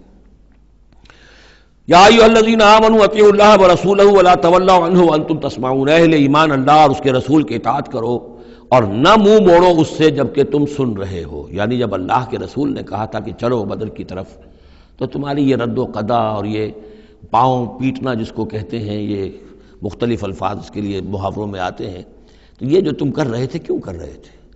جب اللہ اور اس کے رسول کی طرف سے بات آئی تھی تو ہر ایک کو کہنا چاہیے تھا سمیعنا واطعنا، جو آپ کا حکم ہو۔ اطیعوا اللہ واطیعوا الرسول ولا تولوا عنہ وانتم تسمعون، ظاہر بات ہے یہ تمام مسلمانوں سے بات نہیں ہے، یہاں بھی ذہن میں رکھیے وہی جنہوں نے کمزوری دکھائی تھی ان کی طرف اشارہ ہے۔ ولا تکونوا کالذین قالوا سمعنا وهم لا يسمعون، ان لوگوں کے مانند نہ ہو جاؤ جو کہتے ہیں کہ ہم نے سن لیا، حقیقت میں وہ سنتے نہیں ہیں۔ یعنی دل اڑا ہوا ہے، طبیعت جو ہے وہ یکسو ہے ہی نہیں، تو کیا سننا ہے؟ سنا انسنا ہو گیا۔ ان شر الدواب عند اللہ الصم البکم الذین لا یعقلون، یقیناً تمام چوپایوں میں بدترین اللہ کے نزدیک یہی لوگ ہیں جو بہرے ہیں، گونگے ہیں اور عقل سے کام نہیں لیتے۔ اب یہ منافقین ہی کی طرف اشارہ ہو رہا ہے۔ وَلَوْ عَلِمَ اللَّهُ فِيهِمْ خَيْرًا، اگر اللہ تعالیٰ کے علم میں ہوتا کہ ان میں کوئی خیر ہے، لَأَسْمَعَهُمْ، اللہ انہیں سنا دیتا۔ وَلَوْ أَسْمَعَهُمْ، اگر اللہ انہیں سنا دیتا، لَتَوَلَّوْا، پھر بھی پیٹ موڑ جاتے، وَهُمْ مُعْرِضُونَ، وہ ہیں ہی اعراض کرنے والے۔ یہ گویا کہ چند آیات ہیں کہ جس میں خاص طور پر جو لوگ بھی اس وقت ریلیکٹنٹ تھے، جو بھی کسی طریقے سے اس میں جھجک رہے تھے، ان کے لیے تنبیہ۔ اب 3 آیات آ رہی ہیں۔ یا ایھا الذین آمنوا استجیبوا للہ وللرسول اذا دعاکم لما یحییکم، اے اہل ایمان لبیک کہا کرو اللہ کی پکار پر، اور خاص طور پر رسول کی پکار پر جب کہ وہ تمہیں پکارے اس شے کے لیے جس سے تمہیں زندگی ملے گی۔ تم جنگ میں جانے کو سمجھ رہے ہو کہ موت کا دروازہ ہے، یہ تو اصل زندگی کا دروازہ ہے۔ ولا تقولوا لمن يقتل في سبيل الله اموات بل احياء ولكن لا تشعرون، تو یہ تو در حقیقت اللہ اور اس کے رسول جس چیز کی طرف تمہیں بلا رہے ہیں، حقیقی زندگی یہ ہے، روحانی زندگی یہ ہے، معنوی زندگی یہ ہے۔ یہ حیوانوں کی طرح جینا جو ہے یہ کوئی زندگی نہیں ہے، یہ تو در حقیقت اولئک کالانعام بل هم اضل، جو سورہ اعراف میں ہم پڑھ چکے ہیں، یہ حیوانوں کا سا زندگی گزارنا ہے۔ استجیبوا للہ وللرسول اذا دعاکم لما یحییکم وَاعْلَمُوا أَنَّ اللَّهَ يَحُولُ بَيْنَ الْمَرْءِ وَقَلْبِهِ، اور جان لو اللہ تعالیٰ بندے اور اس کے دل کے درمیان حائل بھی ہو جایا کرتا ہے۔ یعنی اگر اللہ کے رسول کی پکار سنی اور انسنی کر دی، پھر سنی انسنی کر دی، پھر اللہ تعالیٰ پردہ بن جائے گا، اب سننے نہیں دے گا، معذور ہو جاؤ گے سننے سے۔ یہی وہ بات ہے جس کو کہیں کہتے ہیں ختم اللہ علی قلوبہم وعلی سمعہم، ان کے دلوں پر اللہ نے مہر کر دی ہے، ان کی سماعت پر، اور ہم پڑھ چکے ہیں سورہ انعام میں وَنُقَلِّبُ أَفْئِدَتَهُمْ وَأَبْصَارَهُمْ كَمَا لَمْ يُؤْمِنُوا بِهِ أَوَّلَ مَرَّةٍ، پہلی مرتبہ اگر نہیں کرو گے قبول تو پھر یہ ہے کہ تمہارے دل الٹ دیے جائیں گے، تمہاری نگاہیں الٹ دی جائیں گی۔ تو اس لیے بہت ہی ڈرنے کی بات ہے جو بھی مطالبہ دین کا سامنے آئے اور ایک دفعہ دل گواہ دے دے کہ ہاں ہے بات ٹھیک ہے، پھر اگر کنی کترائے گا انسان تو یہیں سے سزا نقد شروع ہو جائے گی، پھر وہ صلاحیت سلب ہو جائے گی، پھر اللہ حائل ہو جائے گا، یعنی قانون خداوندی، سنت خداوندی حائل ہو جائے گی، پھر آپ کے دل پر مہر لگے گی، آپ کے کانوں کے اوپر مہر لگے گی، آپ کی آنکھوں پر پردے پڑ جائیں گے۔ یا ایھا الذین آمنوا استجیبوا للہ وللرسول اذا دعاکم لما یحییکم واعلموا ان اللہ یحول بین المرء وقلبہ وانہ الیہ تحشرون، اور یہ کہ بالآخر تو تمہیں سب کو اسی کی طرف جمع کیا جانا ہے۔ واتقوا فتنة لا تصيبن الذين ظلموا منكم خاصة، اور ڈرو اس سزا سے، اس عذاب سے کہ جو جب آئے گا تو تم میں سے صرف گناہگاروں ہی کو اپنی لپیٹ میں نہیں لے گا۔ اس کا میں کل حوالہ دے چکا ہوں، بے گناہ بھی اس میں اگر اپنا فرض ادا نہیں کر رہے، فرض ادا نہ کرنا جرم ہے، وہ خود گناہ ہے۔ تم اگر دین کے لیے سرفروشی نہیں کر رہے تو یہ بھی تو گناہ ہے۔ ہاں ٹھیک ہے، میں نے یہ شراب نہیں پی، میں نے یہ نہیں کیا، میں نے سور نہیں کھایا، میں نے فلاں نہیں کیا، میں نے نمازیں پڑھی، ٹھیک ہے سب کچھ کیا، لیکن سوال یہ ہے کہ جو دین کا فرض تھا، دین کی نصرت تھی، اللہ کی اور اس کے دین کے لیے تن من دھن لگانا تھا، وہ نہیں کیا، وہ بھی تو جرم ہے۔ تو وَاعْلَمُوا، اور جان لو ان اللہ یحول بین المرء وقلبہ وانہ الیہ تحشرون واتقوا فتنة لا تصیبن الذین ظلموا منکم خاصۃ واعلموا ان اللہ شدید العقاب، اور جان لو کہ اللہ سزا دینے میں بہت سخت ہے۔ وَاذْكُرُوا، یہ ہے خاص پاکستانی مسلمانوں کے لیے آیت، اور یاد کرو اذ انتم قلیل، جب تم تھوڑی تعداد میں تھے، جیسے ہم بھی اقلیت کا خوف تھا ہمیں کہ ہم ہندوؤں کے مقابلے میں اقلیت ہیں، مستضعفون فی الارض، جنہیں زمین میں دبا لیا گیا تھا، تخافون ان یتخطفکم الناس، تمہیں اندیشہ یہ تھا کہ لوگ تمہیں اچک لے جائیں گے، اکثریت جو ہے وہ تمہیں ایکسپلائٹ کرے گی معاشی اعتبار سے، سماجی اعتبار سے، لسانی اعتبار سے، مذہبی اعتبار سے۔ فآواکم، تو اللہ نے تمہیں پناہ کی جگہ دے دی۔ وأیدکم بنصرہ، اور تمہاری مدد کی ہے، خاص تائید کی ہے اپنی خاص نصرت سے۔ ورزقکم من الطیبات، اور تمہیں بہترین پاکیزہ رزق عطا کیا ہے، لعلکم تشکرون، تاکہ تم شکر کرو۔ یا ایھا الذین آمنوا لا تخونوا اللہ والرسول، اے اہل ایمان مت خیانت کرو اللہ سے اور اس کے رسول سے۔ ایمان کا دم بھرنا اور پھر اس کے دین کو، اللہ کے دین کو مغلوب دیکھ کر بھی اپنے دھندے، اپنے کاروبار، اپنی جائیداد، اپنی ملازمت، اپنا پروفیشن، اسی چکر میں لگے رہنا، اس سے بڑی خیانت کیا ہوگی؟ بے وفائی ہے، غداری ہے، خیانت ہے۔ لا تخونوا اللہ والرسول، اللہ اور اس کے رسول کے ساتھ خیانت نہ کرو۔ وتخونوا اماناتکم وانتم تعلمون، اور نہ ہی اپنی آپس کی امانتوں میں خیانت کرو۔ سب سے بڑی خیانت تو اللہ کے ساتھ خیانت ہے۔ سب سے بڑی وہ امانت جو اللہ نے اپنی روح تم میں پھونکی ہے، اس کا حق اگر تم ادا نہیں کر رہے ہو تو سب سے بڑی خیانت یہ ہے، جس کو کہ فرمایا گیا ہے سورہ احزاب میں، ہم نے آسمانوں پر، زمین پر، پہاڑوں پر پیش کی۔ ان عرضنا الامانۃ علی السماوات والارض والجبال فابین ان یحملنها واشفقن منها وحملها الانسان۔ تو بہت بڑی بڑی امانتیں تمہارے پاس ہیں، دین کی امانت ہے، قرآن کی امانت ہے، شریعت کی امانت ہے، یہ سب امانتیں محمد رسول اللہ کی ہیں۔ وَأَنَّ اللَّهَ عِندَهُ أَجْرٌ عَظِيمٌ، اور یقیناً اللہ ہی کے پاس ہے بہت بڑا اجر۔ یا ایھا الذین آمنوا ان تتقوا اللہ یجعل لکم فرقانا وَاعْلَمُوا أَنَّمَا أَمْوَالُكُمْ وَأَوْلَادُكُمْ فِتْنَةٌ، اور جان لو تمہاری اولاد اور تمہارے اموال تمہارے لیے فتنہ ہے۔ یہی روکتے ہیں، یہی دو بیڑیاں ہیں جو پاؤں میں پڑی رہتی ہیں، مال اور اولاد۔ اولاد کو اعلیٰ سے اعلیٰ تعلیم دلانی ہے، اس کے لیے بڑی بڑی فیسیں دینی پڑتی ہیں، اس کے لیے ظاہر بات ہے کہ اپنا ایک ایک قطرہ جو ہے پسینے کا اور خون کا لگائیں گے تو کہیں جا کر وہ ساری چیزیں فراہم ہوگی۔ آدمی کھپ گیا اسی کے اندر، اولاد کے لیے یا مال کے لیے۔ پھر کہاں سے وقت لائیں دین کے لیے اور دین کے لیے نصرت کے لیے؟ کہاں کوئی رمق جسم کے اندر باقی رہ جاتی ہے؟ جان لو کہ تمہارے اموال اور تمہاری اولاد تمہارے لیے فتنہ ہے۔ فتنہ کہتے ہیں جس پر کسی کو پرکھا جائے، کسوٹی جس کے اوپر پرکھا جا رہا ہو۔ وَأَنَّ اللَّهَ عِندَهُ أَجْرٌ عَظِيمٌ، اور یقیناً اللہ ہی کے پاس ہے بڑا اجر۔ یا ایھا الذین آمنوا ان تتقوا اللہ یجعل لکم فرقانا، اہل ایمان اگر تم اللہ کے تقوی پر برقرار رہو گے، تمہارے لیے فرقان، ایک کے بعد دوسری فرقان آتی رہے گی۔ پہلا فرقان تو یہ آ گیا، یہ دی گئی ہے۔ وَيُكَفِّرْ عَنْكُمْ سَيِّئَاتِكُمْ، اور یہ کہ تمہارے سے تمہاری جو کمزوریاں ہیں، برائیاں ہیں، وہ اللہ تعالیٰ دور کر دے گا۔ وَيَغْفِرْ لَكُمْ، اور بخش دے گا۔ وَاللَّهُ ذُو الْفَضْلِ الْعَظِيمِ، اللہ بڑے فضل والا ہے۔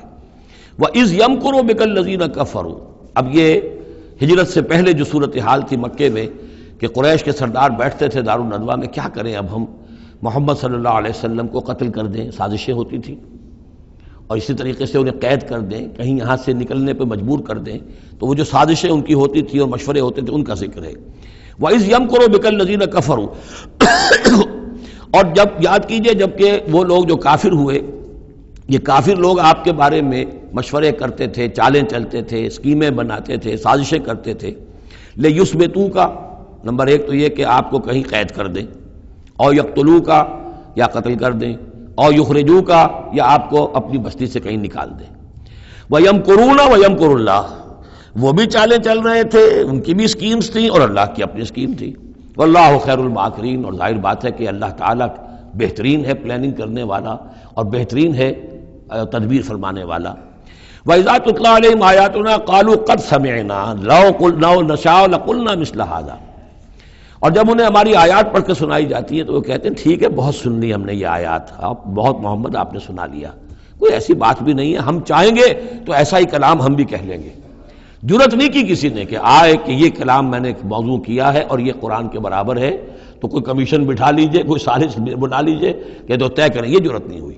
لیکن یہ کہہ دینے میں تو کوئی بات نہیں تھی، زبان کون پکڑے گا؟ لو نشاء لقلنا مثل هذا، اگر ہم چاہیں گے تو ہم بھی ایسے کہہ دیں گے، کوئی ایسی بڑی بات نہیں ہے۔ یہ نضر بن حارث تھا کہ جس کی طرف یہ الفاظ منقول ہیں تاریخ اور سیرت میں۔ ان ھذا الا اساطیر الاولین، یہ نہیں ہے یہ مگر یہ کہ پچھلوں کی کہانیاں ہیں، قصے ہیں، جیسے آج بھی مستشرقین کہتے ہیں کہ کچھ تورات سے کچھ انجیل سے محمد نے لے لیا جوڑ جاڑ کر اور یہ قرآن بنایا ہے۔ اب تو خیر وہ دور ذرا بدل گیا ہے، یہ ذرا پچھلی صدی کی بات تھی، اس دور میں لوگ اس قسم کی باتیں زیادہ کرتے تھے۔ وَإِذْ قَالُوا اللَّهُمَّ إِنْ كَانَ هَذَا هُوَ الْحَقُّ، اور وہی بات جو میں نے آپ کو بتائی تھی کل بھی کہ ان قریش کے لیے سب سے بڑا مسئلہ اپنے عوام کو سنبھالنے کا ہو گیا تھا، کیسے روکیں ان کو کہ یہ محمد صلی اللہ علیہ وسلم کا ایمان نہ لائیں۔ اس کے لیے جو اور تدبیریں وہ کرتے تھے اسی کی طرح کی ایک تدبیر کا ذکر آ رہا ہے۔ مجمع عام میں کھڑے ہو کر دعائیں مانگ رہے ہیں، اے اللہ اگر یہ جو کچھ محمد کہہ رہے ہیں اگر یہ حق ہے اور تیرے پاس سے آیا ہے یہ قرآن، فامطر علینا حجارۃ من السماء وَإِذْ قَالُوا اللَّهُمَّ إِنْ كَانَ هَذَا هُوَ الْحَقَّ مِنْ عِنْدِكَ، اگر یہ ہے حق تیری طرف سے، فامطر علینا حجارۃ من السماء، تو برسا دے ہم پر پتھر آسمان سے، اب ائتنا بعذاب الیم، یا پھر بھیج دے ہم پر کوئی عذاب۔ اب عذاب آیا نہیں، دیکھ لو، اس کا مطلب یہ کہ یہ محمد جھوٹے ہیں صلی اللہ علیہ وسلم۔ ہم نے تو کہہ دیا، اللہ کو پکار کر کہہ دیا، ہو سکتا ہے کبھی کعبے کے پردے پکڑ پکڑ کر کہا ہو اسی طریقے سے، تاکہ پورا یقین ہو جائے، کسی درجے میں بھی ہمارے عوام کے اندر کوئی وسوسہ، کوئی دغدغہ باقی نہ رہے۔ وَمَا كَانَ اللَّهُ لِيُعَذِّبَهُمْ، اور اللہ تعالیٰ انہیں عذاب نہیں دے سکتا تھا، اللہ کے لیے ممکن نہیں تھا کہ ان پر عذاب بھیجتا، وَأَنْتَ فِيهِمْ، جبکہ ابھی اے محمد آپ ان کے مابین موجود تھے۔ ہجرت سے پہلے معاملہ نہیں ہوا کرتا یہ، اللہ اپنے رسول کو ان کے ساتھی اہل ایمان کو نکال لیتا ہے، اس کے بعد کوئی عذاب اس نوعیت کا آتا ہے جس نوعیت کا وہ عذاب مانگ رہے تھے۔ وَأَنْتَ فِيهِمْ وَمَا كَانَ اللَّهُ مُعَذِّبَهُمْ، اللہ ان کو عذاب دینے والا نہیں تھا، وَهُمْ يَسْتَغْفِرُونَ، جبکہ وہ استغفار بھی کر رہے تھے۔ یعنی اسی مکے میں عوام الناس بھی تو تھے، سادہ لوگ بھی تو تھے، وہ استغفار بھی کرتے تھے، تلبیہ بھی پڑھتے تھے، لبیک اللہم لبیک لبیک اللہم لبیک، یہ بھی تو کرتے تھے، اللہ کو بھی پکارتے تھے۔ تو بڑا گڑبڑ سا معاملہ تھا، جب تک کہ اللہ تعالیٰ یمیز الخبیث من الطیب کر نہ دے اس وقت تک اس طرح کا معاملہ اللہ تعالیٰ کے لیے درست نہیں تھا۔ وَمَا لَهُمْ أَلَّا يُعَذِّبَهُمْ، باقی وہ عذاب کے پورے طور سے مستحق تو ہو چکے ہیں، اور کیا ہے وہ کون سی رکاوٹ ہے ان کے لیے؟ مَا لَهُمْ أَلَّا يُعَذِّبَهُمُ اللَّهُ، کہ اللہ تعالیٰ ان کو عذاب نہ دے، وَهُمْ يَصُدُّونَ عَنِ الْمَسْجِدِ الْحَرَامِ، جبکہ وہ روک رہے ہیں مسجد حرام سے لوگوں کو، وَمَا كَانُوا أَوْلِيَاءَهُ، اور حقیقت میں یہ اس کے متولی نہیں ہیں، یہ اس کے مختار نہیں ہیں، یہ اس کے ساتھی نہیں ہیں۔ ان اولیاءہ الا المتقون، اس اللہ کے گھر کے تو ولی اور اس کے جو اصل مجاور کہہ لیجئے یا متولی کہہ لیجئے، وہ تو ہوں گے متقی لوگ جو اللہ کا تقوی رکھتے ہوں، اللہ کی بندگی کرتے ہوں۔ ولکن اکثرهم لا يعلمون، لیکن ان کی اکثریت علم نہیں رکھتی۔ وما كان صلاتهم عند البيت، اور انہوں نے جو نماز کا حلیہ بگاڑا ہے، نہیں ہے ان کی نماز بیت اللہ کے پاس الا مقام و تصدیہ، سیٹیاں بجاتے ہیں، تالیاں پیٹتے ہیں، یہ ان کی نماز رہ گئی ہے۔ طواف کرتے تھے تو اس میں سب سے اونچا طواف تھا برہنہ طواف، اور نماز جو تھی ان کی وہ یہ تھی، سیٹیاں بجاتے ہوئے۔ جیسے کہ آپ کو معلوم ہے کہ بعض علاقوں میں مسجدوں کے اندر جب وہ میلاد کی محفلیں ہوتی ہیں تو اس کے اندر ڈھول اور ڈھمکا، یہ میں نے سنا ہے کہ خاص طور پر افریقہ کے بعض ممالک میں کام ہوتا ہے۔ یہ اللہ کا شکر ہے اس حد تک کم سے کم یہ کہ بر عظیم پاک و ہند کے اندر جو بھی صورت ہوئی ہے وہ یہ مسجد کے اندر یہ خرافات نہیں ہوئی ہے، باقی باہر ہو رہی ہے جو بھی ہو رہی ہے۔ تو انہوں نے نماز کی بھی شکل یہ بنا دی تھی، فذوقوا العذاب بما کنتم تکفرون، تو اب چکھو مزہ عذاب کا اپنے کفر کی پاداش میں۔ ان الذین کفروا ينفقون اموالهم لیصدوا عن سبیل اللہ، ظاہر بات ہے یہ لشکر آیا تھا تو اس کے لیے بھی تو لاؤ لشکر تیار کرنا پڑا تھا نا، ساز و سامان، 900 اونٹ، 1000 آدمیوں کے لیے راشن بھی چاہیے تھا، مکے سے چل کے مدینے تک آنا ہے، جنگ میں رہنا ہے، تو یہ 10 اونٹ روزانہ جو ہے ذبح ہو رہے تھے اس فوج کے لیے۔ تو یہ سارا جو انفاق کیا ہے کچھ لوگوں نے کیا ہے نا، جو باطل کے لیے انفاق کر رہے تھے، شیطان کے لیے، وہ حزب الشیطان جو ہے، آخر وہ بھی تو مجاہد تھے، وہ مجاہد تھے فی سبیل الشیطان، فی سبیل الشرک۔ تو جو خرچ کر رہے ہیں اپنے مال لیصدوا عن سبیل اللہ، تاکہ لوگوں کو روک سکیں اللہ کے راستے سے، فسینفقونھا، وہ اور بھی خرچ کریں گے، ابھی انہیں اور بڑے لشکر تیار کرنے پڑیں گے، ثم تکون علیہم حسرۃ، پھر یہ سب ان کے لیے ایک حسرت بن جائے گی۔ سب کچھ مال بھی ہم نے لگا دیا، ساری جانیں ہم نے گنوا دی، کچھ نہ ہوا، محمد کا بال بیکا نہ کر سکے صلی اللہ علیہ وسلم، اللہ کا دین تو جا الحق وزهق الباطل ان الباطل کان زہوقا، ایک وقت آئے گا کہ اللہ کا دین جو ہے غالب ہو جائے گا۔ ثم یغلبون، پھر وہ مغلوب ہو کر رہیں گے، والذین کفروا الی جہنم یحشرون، اور جو ان میں سے کافر ہوں گے، جو اس وقت ایمان لے آئیں گے اللہ تعالیٰ ان کو معاف فرما دے گا، اور جو کفر پر اڑے رہیں گے وہ جہنم کی طرف گھیر کر لے جائے جائیں گے۔ لیمیز اللہ الخبیث من الطیب، یہ بات جو ہے سورہ آل عمران میں بھی آئی، تاکہ اللہ تعالیٰ پاک کو ناپاک سے علیحدہ کر دے، ممیز کر دے۔ وَيَجْعَلَ الْخَبِيثَ بَعْضَهُ عَلَى بَعْضٍ، اور جو ناپاک ہے اس کو ایک دوسرے کے اوپر سٹیک کرتا چلا جائے، فَيَرْكَمُهُ، اس کا ڈھیر کر دے جميعاً، اور ان کو سب کو فَيَجْعَلَهُ فِي جہنم، اور سب کو پھر جہنم میں جھونک دے۔ یعنی یہ کہ یہ پہلے تو یہ سفٹنگ کرنی ہوگی، یہ طیب ہے یہ خبیث، خبیث کو ایک دوسرے کے اوپر سٹیک کیجئے اور پھر اس کو جہنم میں ایک ہی مرتبہ دھکا دے دیجئے. لیمیز اللہ الخبیث من الطیب ویجعل الخبیث بعضہ علی بعض فیرکمہ جمیعا فیجعلہ فی جہنم اولئک هم الخاسرون. یقیناً یہی لوگ ہیں خسارے پانے والے. قل للذین کفروا ان ینتہوا یغفر لهم ما قد سلف. اعلان کر دیجئے محمد صلی اللہ علیہ وسلم ان کافروں کے سامنے اب بھی اگر باز آ جائیں تو جو کچھ ہو چکا ہے وہ معاف کر دیا جائے گا. اب بھی موقع ہے, اب بھی ایمان لے آؤ. وَإِن يَعُودُوا, اور اگر وہ اعادہ کریں گے دوبارہ یہی کچھ کریں گے, فقط بدت سنت الاولین, تو پچھلوں کی بھی داستانیں گزر چکی ہیں, ان کی جو بھی کچھ ان پر ہوا ہے وہ سب کو معلوم ہے. اب ظاہر بات ہے کہ وہ مکی قرآن تو نازل ہو چکا تھا, سورہ اعراف بھی نازل ہو چکی, سورہ انعام بھی نازل ہو چکی. جو کچھ ہوا ہے قوم ہود کے ساتھ, قوم صالح کے ساتھ, قوم شعیب کے ساتھ, اس ساری داستانیں تو تھی. فقط مدد سنت الاولین, اگلوں کا جو طریقہ اور راستہ تھا وہ تو گزر چکا ہے, وہ سب کے سامنے آ چکا ہے. وَقَاتِلُوهُمْ حَتَّى لَا تَكُونَ فِتْنَةٌ وَيَكُونَ الدِّينُ كُلُّهُ لِلَّهِ. یہ سورہ بقرہ میں بھی آیت آئی تھی اور اب آئی ہے اضافی شان کے ساتھ. یعنی اے مسلمانوں, اب تمہاری یہ دعوت و تحریک جو ہے یہ اس مرحلے میں داخل ہو گئی, آرمڈ کانفلکٹ. اب یہ 15 برس کے بعد حضور نے جب دعوت کا آغاز کیا ہے مکے میں, اس کے بعد سے 15 برس گزر چکے. اب وہ دعوت, تنظیم, تربیت, صبر محض کا دور ختم ہوا, پیسو ریزسٹنس کا دور ختم ہوا. اب ایکٹیو ریزسٹنس کی محمد نے صلی اللہ علیہ وسلم اقدام کیا, اور اقدام کے نتیجے میں آخری اور چھٹا مرحلہ آ گیا, یعنی آرم کانفلکٹ. اب تلوار سے ٹکرا چکی. اب تمہاری تلواریں نیام میں نہیں جائیں گی جب تک کام مکمل نہ ہو جائے. اور کام کی تکمیل کیا ہے؟ فتنہ بالکل ختم ہو جائے. وَقَاتِلُوهُمْ حَتَّى لَا تَكُونَ فِتْنَةٌ. فتنہ وہ کیفیت ہے کہ جس میں ایمان پر قائم رہنا, ایمان پر عمل کرنا مشکل ہو جائے. جب باطل کا غلبہ ہے تو ایک بندہ مومن کے لیے ایمان پر پوری طریقے سے کاربند ہونا مشکل ہے. لہذا اس صورتحال کو ختم کرو, یعنی اب دین کا غلبہ ہو جائے. حَتَّى لَا تَكُونَ فِتْنَةٌ وَيَكُونَ الدِّينُ كُلُّهُ لِلَّهِ. دین بھی جزوی نہیں, کل کا کل دین اللہ ہی کے تابع آ جائے. فَإِنِ انْتَهَوْا فَإِنَّ اللَّهَ بِمَا يَعْمَلُونَ بَصِيرٌ. پھر اگر وہ باز آ جائے تو جو کچھ وہ کر رہے ہیں اللہ اسے دیکھ رہا ہے. وَإِن تَوَلَّوْا, اور اگر پیٹھ موڑ لیں, وَاعْلَمُوا, تو اے مسلمانوں تم یہ جان لو, أَنَّ اللَّهَ مَوْلَاكُمْ, اللہ تمہارا مولا ہے, تمہارا ولی ہے, ساتھی ہے, مددگار ہے, پشت پناہ ہے. نعم المولا ونعم النصیر, کیا ہی اچھا ہے وہ حمایتی اور کیا ہی خوب ہے وہ مددگار. بارک اللہ لی ولکم فی القرآن العظیم ونفعنی وإیاکم بالآیات والذکر الحکیم.